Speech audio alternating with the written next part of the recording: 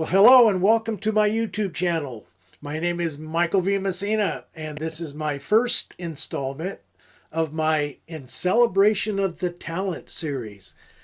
My intent of this video series is to reunite with the models, what we call the talent, who I have had the honor to photograph and collaborate with over the years.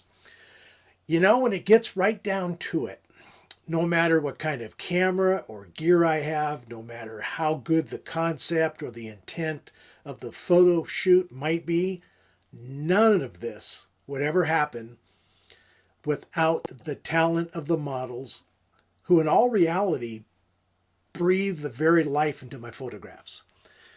So this segment today is the first that I will be doing. And today I have the pleasure of having my guest, my good friend and colleague, Mayra Bernard. I knew her as Mayra Caceres a long time ago when she walked into my classroom, who I've known for a long time. And I've had the chance originally to have her as a student. And then we became collaborators on, a handful of projects, the latest being the Dia de los Muertos photo shoot that we're going to be talking about. Anyway, welcome, mi amiga. It's great to see you today. Hi, good to see you, Christina. Yeah, Here wow. we are. This is cool. Who would have ever thought so many years ago we would be doing what we're doing right now? Who would have ever thought? If you would have told me that almost 15 years, Oh my you would gosh. have told me that 19-year-old girl who walked into your class who was so green, and you would have told her in 15 years, we would have done photography together, we would have done scenarios together, interviews together.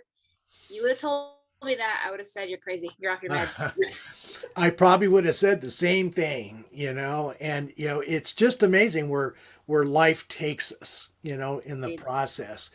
And we're going to be talking here eventually of some of the early stuff we did, but the latest project that we worked on, probably one of the most intense projects we've ever worked on, one of the most involved projects, concept wise and set design wise and costume wise, was a Dia de los Muertos themed photo shoot. And that's what brought us back together. And we've been talking about it.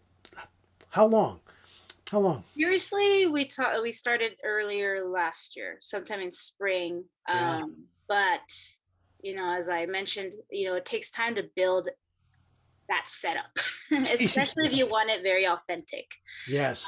So I know that I say, okay, we had the idea, but we gave ourselves like a good 4 or 5 months Yes. to get the costumes, to get the makeup, all the Mexican art that I had to go to Mexico a couple of times to go get it. Oh, wow. It took some time. So you actually went to Mexico to get some of these props and things that we used, huh? Yes, I did a couple of trips to Tijuana, and had to find some districts where they would sell this art. It usually, specifically Dia de los Muertos, artwork does come out like about 2 months before Dia de los Muertos. And I know some family members who visited other parts of Mexico got me a few little things too. But yeah, most everything, I would say a good 98% is authentically from Mexico. Oh, that's awesome. To me that just makes it so much more special in the process.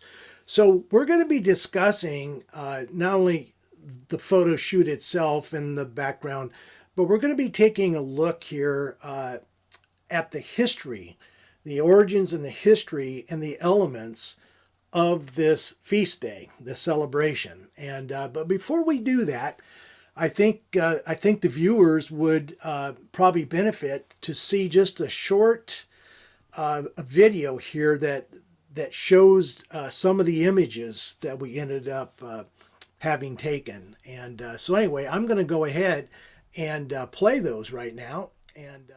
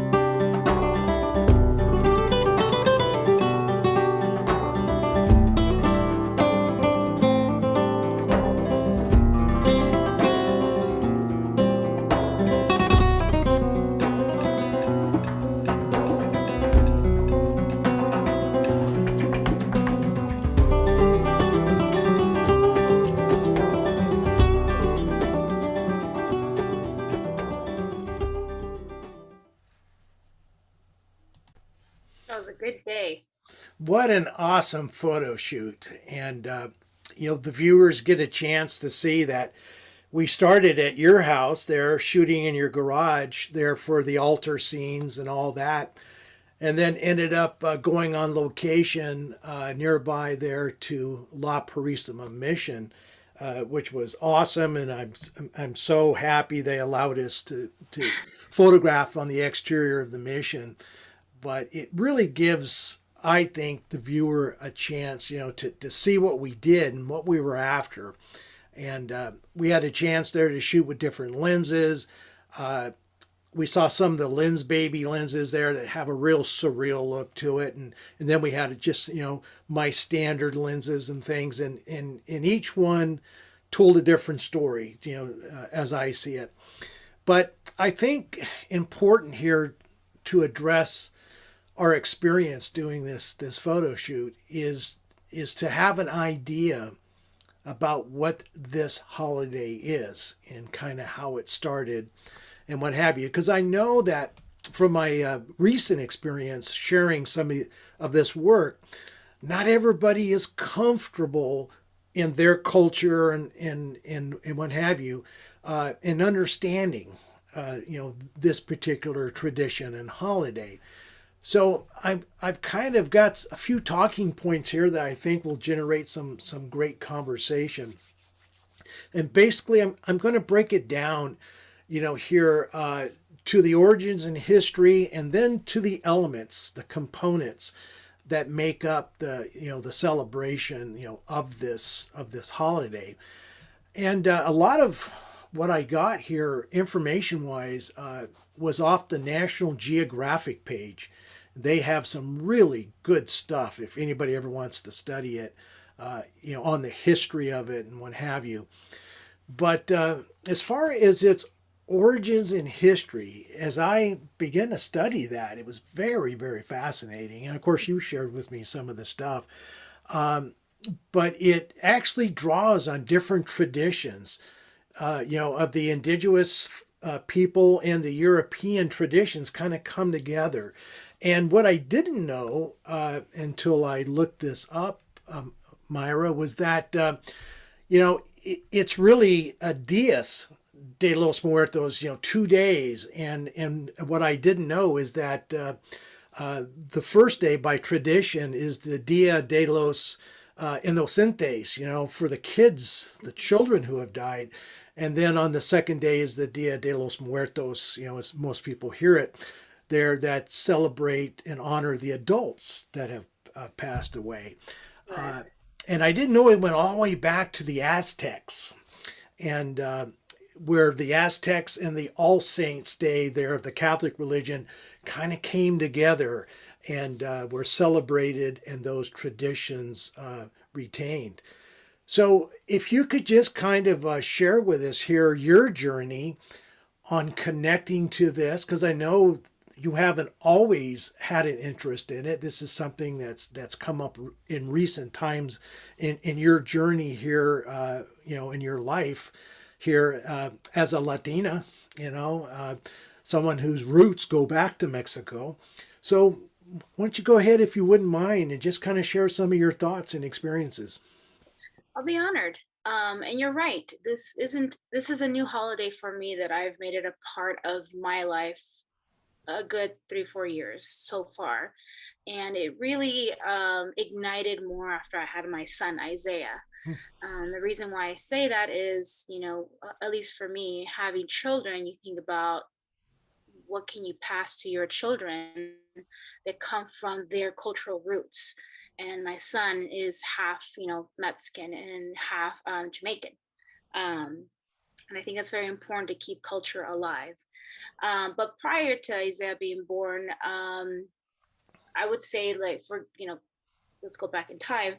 My relationship, or the way I dealt with death, was kind of not really there. Mm-hmm. And a little background about me. Of course, those that know me know that I am a paramedic. I work in the ambulance, and I've been doing emergency medical services for about 15 years. But even prior to that, I just didn't have quite a way to deal with death. At least in my family, it was just very tragic, and understandably so. But beyond that, it didn't go further. There was, of course, talk about Dia de los Muertos. Dia de los Muertos was only celebrated in certain regions of Mexico, which are more southern regions, but not really the northern regions. So Dia de los Muertos was not really introduced to our family. I would say what caused a lot of families to really adopt it, for sure, was two things. The Disney movie Coco that they released, I think it really ignited families to adopt a tradition that has always been there. It's just never been practiced. But also in this new era of influencers and makeup artists and challenges of makeup, I think a lot of people can agree that there are so many makeup artists out there that take their talents up to other levels that we've never seen before. And Dia de los Muertos gives that opportunity.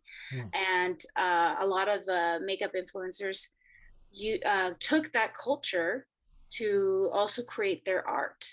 And art is a way of connecting. And I think for me, being in emergency medical services, being Mexican American, and also an artist, I found a holiday that allowed me to connect with my culture and with the people of my life that have passed. And it was healthy, it was happy, it was celebration, which is why I decided to adopt. I remember when my grandmother passed away in 2010, it was really hard to take that in. If anything, I don't think I did. She was a huge part of my life. And when she passed, I wouldn't even visit her gravesite just because I didn't know how to connect. And this holiday has given me the opportunity to celebrate them, to still love them, to still make them a part of our home. Even though it's, during a holiday, it's really helped me have a healthier, happier relationship with those that have passed. And importantly, too, to pass it on to my son. So well stated, Mayra. And one thing that you and I share is a background professionally in the emergency medical services, which means as paramedics, we responded on a daily basis to death. And it's one thing to deal with death as we have as paramedics professionally. And it's another thing to deal with death personally. We have this armor that we put on, I believe, as paramedics and EMTs. And we put this armor on that protects us when we're dealing with it on the job. We don't like things to, breach that armor. But in our personal lives, when our grandparents die and, family members and friends, as we've just experienced, here recently, that can get right through your armor and affect us as human beings. And I really appreciate what you were saying about how it has helped you approach death, of family and friends in a healthy way, in a positive way, and it's interesting. But I have been very aware of the culture of death, because of my profession for many years. And I've seen the way our Western civilization, has a tendency to deal with death. And I don't think it's always healthy necessarily. It's very dreary. It's very dark. It's, all these things. And then you have something like the Dia de los Muertos that just goes against that, and celebrates death and celebrates the people who have departed this earth. One of the things, and I'll have you comment on this, that I saw when researching the National Geographic site here for this, is they had some pretty interesting points about our perception of death as opposed, to how we see it during this holiday. And it said that the Dia de los Muertos celebrates death as a part of the human experience. Every living thing will eventually die. The great, the late great country western singer Hank Williams. He had a song, that said, "I'm never going to get out of this world alive." Isn't that true? Yeah. And so this holiday embraces that, and by the costumes and all that. Give us your thoughts there on that, if you would. Yeah, and it also celebrates aspects of each individual that Uh, makes it also really nice. It's almost like you make them eternal in a mhm, way. Um, it like I said, for me it was a turning point where I was able to have a healthier process with death, which is sad, but at the same time you're kind of letting them know that they'll never be forgotten, they'll always be loved, they'll always be part of the family, even when they pass. mhm, And I've had some passings in the last recent years, and it is nice. I've been able to process it better, and also continue on their like their memory, their share their lives, celebrate their lives. It will never stop. And but there's a lot of aspects of it. We talked about the Western culture, that they do things differently. I will say that I've noticed some Westerners actually adopting this mhm, culture, because even though it is from Mexico, it is for Mexico is has always been, they love their culture and they love to share their culture, and mhm, they love if other cultures adopt their culture.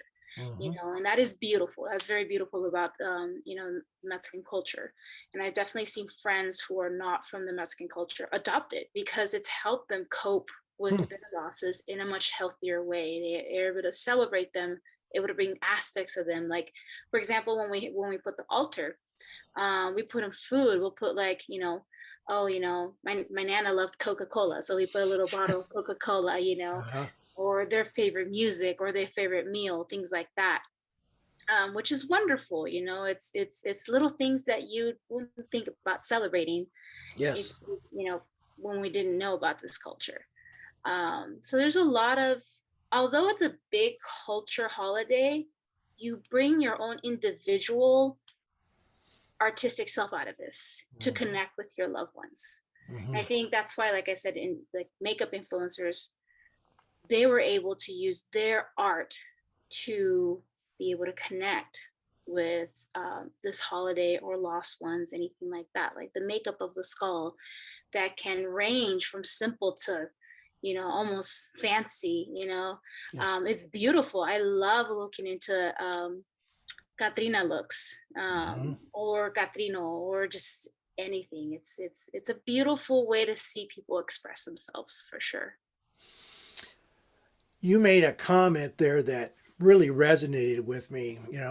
Uh, I know, with the death of my mom and, and other relatives uh, and close friends, that I always want to hold on to their memory and to who they were. And one of the things that I found interesting as I researched this is this holiday likes, to memorialize people for who they were on this earth, at the time they were here, and the impact that they had. Maybe they were a cowboy, maybe they were a paramedic, whatever, and to remember them as who they were. One of the things here that in our Western way of thinking can kind of creep people out sometimes is the whole thing, here about the Calascas and the Calaveras, the skeletons and skulls that are a big part of this. And one of the things that I noted when I researched this is that the purpose of this, of the skulls and the skeletons, is no matter, who we were and what fancy things we had, we all end up in death back to our Yeah. skull and skeleton. That's what it is. And so, can you talk a little bit about, if you wouldn't mind, about how the skeletons and the skulls are factored into this? Absolutely. So, when you researched about Dia de los Muertos. It goes back in time when Europeans came to Mexico, and we had the religious Europeans and then the cultural, Aztecs. And throughout the years, they combined their way of celebrating or mourning death and kind of became Dia de los Muertos. But where it really took off was about the early 1900s when a Mexican artist, which I cannot remember his name, I know his name well, but can't think of it right now.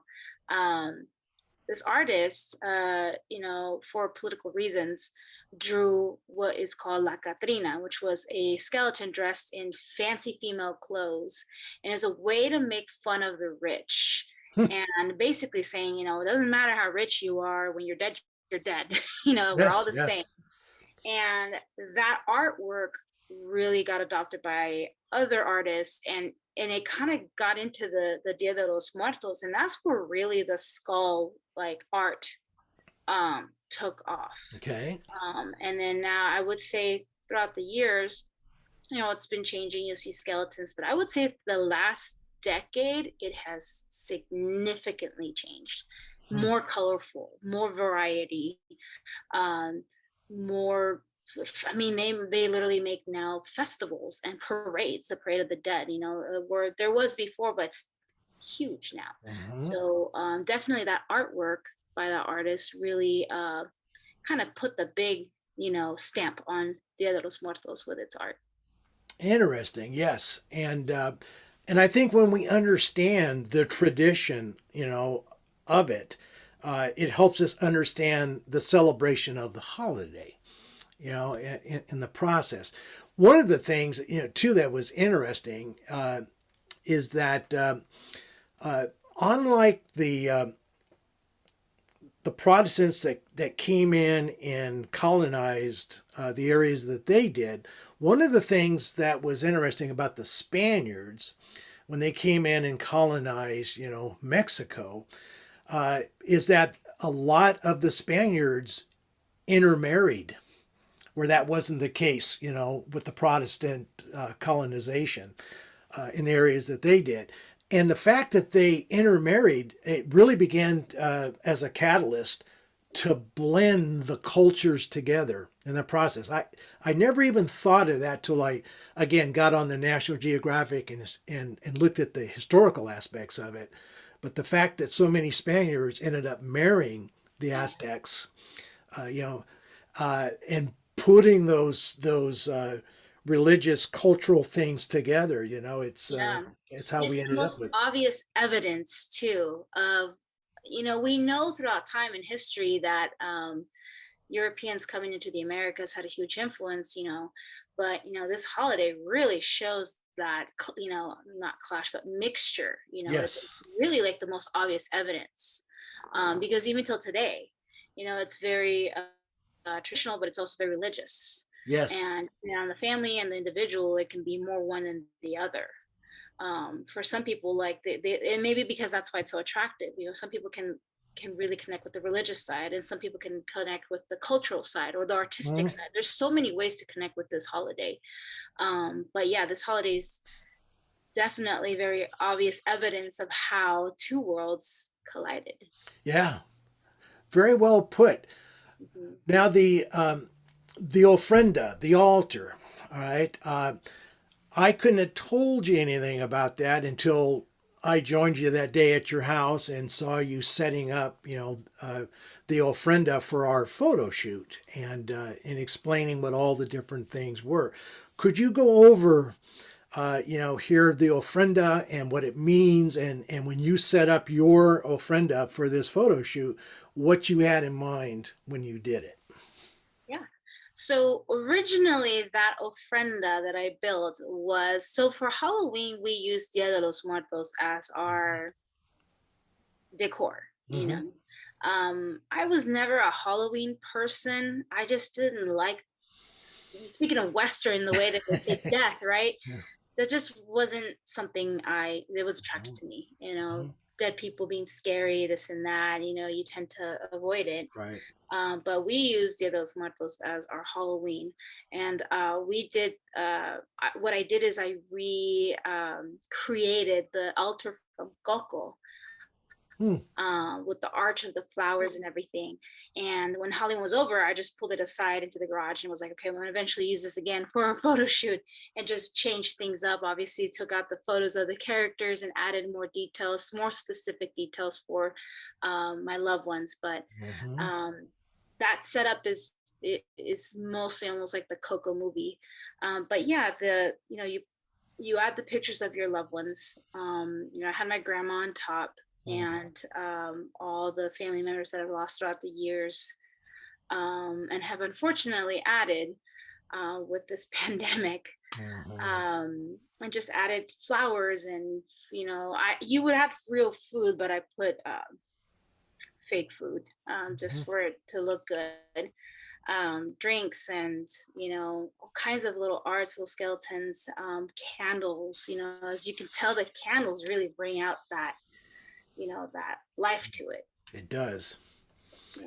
Yeah, no, when you lit the candles, you know, just something magical happened to that ofrenda, as I saw it. And of course, I was looking at everything on that day of you setting up the ofrenda, of you getting ready there with your makeup, which was just an amazing thing to watch the transformation take place. And then getting in the costume and all that. I saw it through the lens of the camera, and that's the thing. It's so awesome about photography, is what we see through the lens. But as my website, or my YouTube site rather, is dedicated to, and it's why I call it looking, beyond the lens. There is so much more than just what we see that is captured, on the digital sensor, that goes behind what we're photographing, and that's why I'm so excited just to have this discussion, that we're having. So, how long did it take you, from start to finish, to create your ofrenda or altar?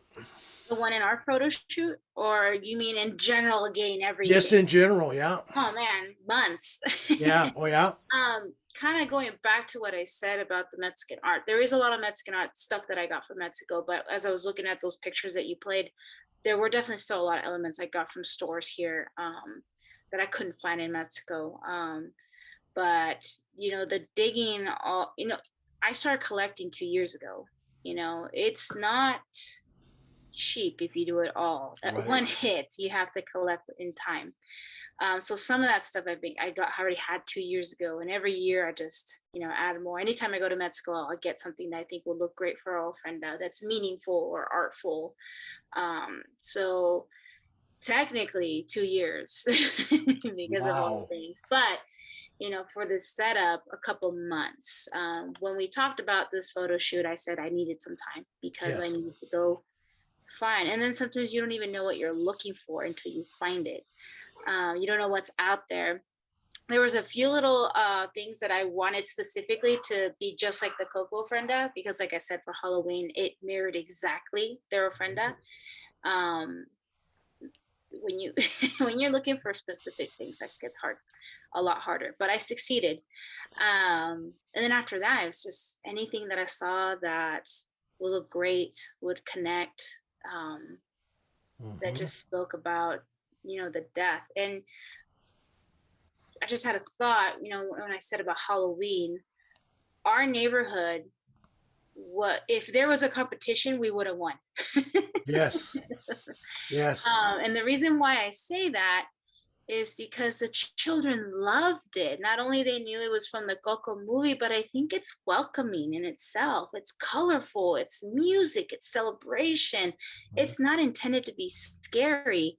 And even the children, like I was just thinking, I'm like, even the children loved it. They were dancing in front of it. They were, oh my God, Coco. And the parents like, can we take pictures? But it just speaks for itself. They felt comfortable. They felt like they could connect. It's kind of hard to connect with a house. And I'm not talking bad about people who love Halloween, but kind of hard to connect with something that's going to spook you. yes. You might Well, not you, want to, you might want to be that near that neighborhood, but our neighborhood, we had traffic, and we live at the end of a cul-de-sac. We had so many kids, and families. They just loved it. Well, It's attractive. It's a very attractive. I think you bring up a major point here. And I too am not knocking anyone that likes, Halloween, but it has a whole different, intent, if you will. And like you say, it's spooky and, and to scare you, and there's blood and, all the things that is part of the typical Halloween. But your Halloween exhibit there, your ofrenda and all that, brought joy to people, made them happy, made the kids dance, like you said, and I think that right there says it all about what Dia de los Muertos is compared to the traditional Halloween. That's an excellent point.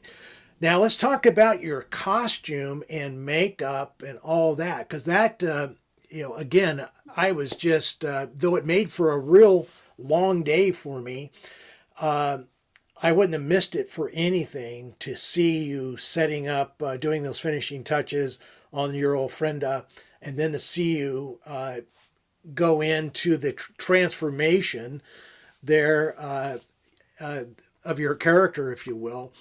And I learned so much watching you do it, and I just admired the whole process. Could you just talk a little bit, here to what it took to learn, how to do that makeup, any difficulties that you might have had learning to do it or applying it, the costumes, how you put that together, and where you got, the various parts, the dress and what have you. I think the viewers would really like to hear that background. So my costume is three major parts: the halo, the makeup, the dress itself. Okay. The halo, in Dia de los Muertos, there's not much halo. There's more like flowers, but social media has really put the halo into it. Like I said, the tradition kind of changes in time, and I really liked it. That halo, though, I use Etsy a lot, which is a site of independent creators or sellers, which I love. I ordered that halo specifically from a woman in Russia. Really? Really? She just made the most beautiful halos, and I was like, well, I want one. Because prior to our photo shoot, I went to the Dia de los Muertos festival in Los Angeles, Hollywood. So I really wanted to stand out, and let me tell you, I never felt like a movie star like that today. And my husband too, and he loved it. He lived for it. He had his own costume, but the halo itself was ordered. If I had more time, I would have created my own, but I just, for time's sake, I bought my own. The dress itself was also ordered by Etsy by a woman who creates dresses from all kinds of styles, Mexican styles, mostly for folklorico dancers, but she does all kinds of traditional. And what was nice is that I could submit my exact measurements and she would make the dress. And I wanted an all black because I wanted the makeup and the crown to stand out. You'll see so many different versions of a Catrina, and I just chose this one to be more kind of classic, a little bit classic. My makeup was more on the, normally sugar skull makeup is just lots of color. It looks like a skull, but there's lots of colors. And I decided to go black and white this year because I wanted all the details to also stand out and that I look more like a skeleton. I felt like I succeeded pretty well. So yeah, the all black dress was made for my size, and my mother helped me put all the details. We went she did. We got all those little details, the flowers. So I said I wanted rhinestones and things that shined, and she actually applied that to my dress, and it became a beautiful look. I definitely love that look. Wow. And yeah, that was the three major parts, and that's another part that I love about this holiday is that I can change it to a different Catrina every year if I wanted to. Right. So Mayra, not everybody is familiar with the word Catrina, and you've mentioned it multiple times. Could you explain it just a little bit? So the Catrina comes from that artwork of that artist I told you in the early 1900s, which was a well-dressed woman, young woman. Um, that's what the word Catrina means, a very well-dressed woman. And that's what he called his skeleton, who was very well dressed, Okay. to say, people of wealth all are Catrina, and a man is Catrin, you Hmm. know. So it's just a well-dressed Okay. person, basically. But it has a lot more to do with that artist's um, skeleton that he Okay. created. So when people say Catrin or Catina in terms of Dia de los Muertos, they're referring to I look like this artist's character in my own version. Hmm. Very But good. every culture out there just has a very different way of, um, connecting with death. And I feel like we recently had a conversation about how some people get very upset by looking at these differences, Hmm. because they don't understand. Hmm. And it's interesting. It's really opened my eyes to look at just how other people connect with their loved ones, how they celebrate Hmm. their loved ones. Also, we were talking about how we remember people. Hmm. I think we constantly think about how can we keep their legacy going on, right? The big things, the big Hmm. things they did. In Yes. Dia de los Muertos, it's about the little details. Mm. Like they like this bread, they like this soda, they wore these shoes. Hmm. And if you think about it, you can visualize that person better on like a daily Hmm. basis kind of a thing versus like the just the big picture. Oh, this person, you know, um, they were a huge part of this political party because they did this versus this person always scratched their head like this way and they always like this song and they love tacos, or enchiladas or things like that. And Hmm. those little details really help connect with that person more than the bigger picture of things, the legacy things. Hmm. That's something else that Dia de los Muertos has taught me. Yeah, and that brings up a good point, and I can only speak personally.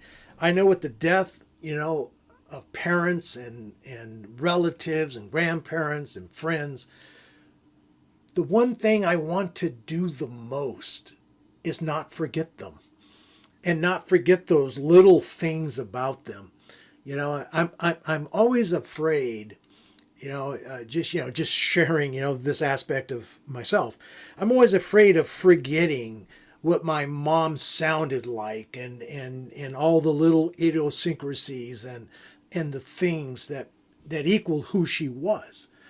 And you bring up some good points that are all grounded here in the Dia de los Muertos tradition, is remembering those little things, whether it was their favorite soda they liked to drink or favorite food, whatever it was. And I think it connects us and helps us not to forget those who were a part of our lives here. Well, I've been just so happy and had such a sense of success with us coming together and collaborating with each one of our talents or whatever our abilities, and to create this photo shoot and the ultimate images that came out of those. And it's amazing what art and photography, which is a part of art, what it can do, what it can share with people. And so to translate the things that you have embraced and learned in your journey of understanding this tradition, here of your ancestors, and then able to solidify it into a photo shoot and to create images. I think that's a wonderful accomplishment that we did, my friend. And it was very personal. I mean, all of our work has always been in Mhm. some ways personal. We Right. brought very deep things into it. I mean, we have 15 years of doing, Yes. work together, but it was always some sort of aspect of our lives, Yeah. and we always expressed it through art. Absolutely.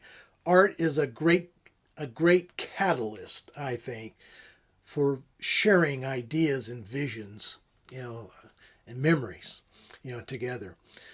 Well, I have certainly appreciated your sharing here of your thoughts and of your passions, here for this. And I know that the people seeing this are going to learn something.